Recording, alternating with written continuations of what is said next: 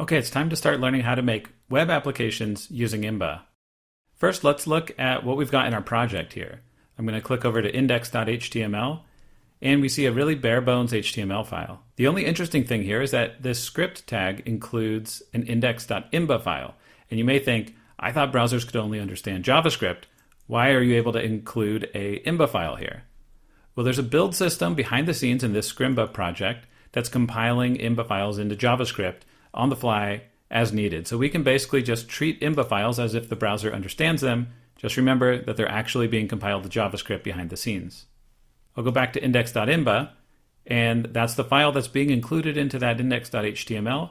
So every time I reload our browser, it executes this script, and we see our console.log message.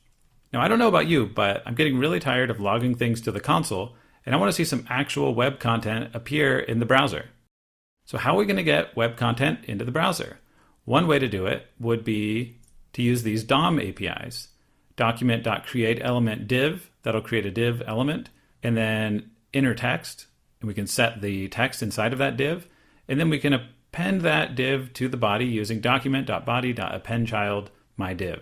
So let's reload the browser, and there we have our div in the browser. We could build a web application this way using these DOM APIs, but that's going to be really manual and labor intensive. Nobody wants to do it that way. We want to use a really advanced framework for building web applications. And what framework should we use? How about React? I've already included React here as a dependency.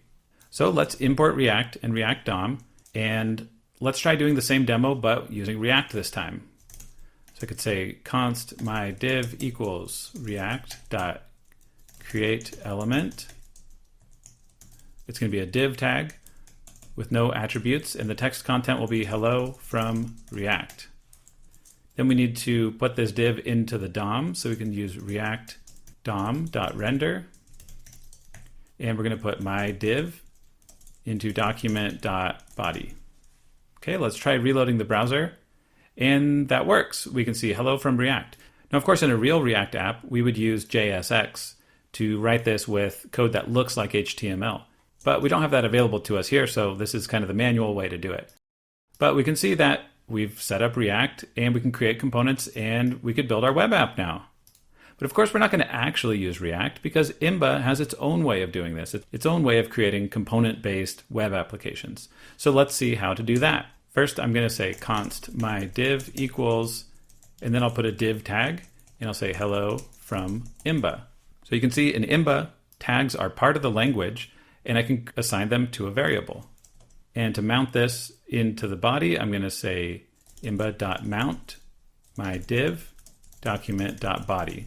Okay, let's reload the page again, and we can see that the Imba way is also working now. We've mounted our div into the body. Now, this second attribute of imba.mount is optional. The default is document.body, so I'm just going to remove that. We should have the same result here, and there we go. We could actually take this and put it directly here instead of using a variable. And now we've got a nice one-liner version of that. And we can indent content inside of this. So I'm going to do tab, and then I'm going to say h1 hello. I'll make a UL tag here, and I'm going to put a couple of LIs inside of it. And I'll just say 1, 2. Okay, we see that in the browser. And notice in Imba, the tags don't have closing tags. So if you want to nest something inside of another tag, you indent it one level inside. So these LI tags are inside of the UL, and all of this is actually inside of this div, which if I bring this div down onto a new line like this, it's a little bit easier to see the nesting structure. And remember, this is all being interpreted as the first parameter to the imba.mount function. Also, all the text values are in quotes. That's because these are actual Imba data types that are being rendered here. And if I actually put an expression like 1 + 1, that's executed and the result is shown here. So unquoted values are interpreted as code. You can add attributes to your tags in the normal way that you would in HTML.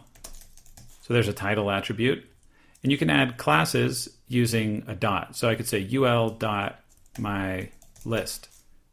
You should avoid using the class attribute like this, and instead rely on that dot syntax. You can add multiple classes like this.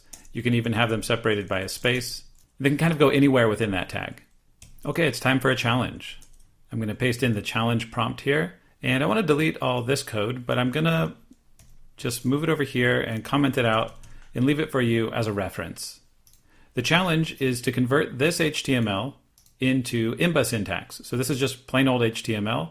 I want you to write your answer here, copy this exact HTML, but change it into Imba's HTML syntax. Go ahead and pause, and then I'll show you how to do it. Okay, so we have a details tag, and that has a class of Imba details. I hope you remembered to use the dot syntax instead of the class equals attribute. And then inside of there, we have a summary tag. And inside of that is Imba in quotes. Then we have a P tag, a cool programming language. And then below that, we have a href equals, and that's going to say learn more. Okay, no closing tags. Text content is all in quotes. Attributes are just like normal, except for classes use this dot syntax. Let's run it. And that works.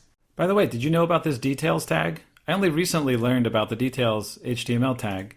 Don't be fooled, this is an actual part of HTML. It's not an Imba feature or any kind of JavaScript thing. There's an actual HTML tag that does this kind of disclosure. In the next lesson, we're going to learn to create our own custom tags, which are the building block of dynamic web applications in Imba.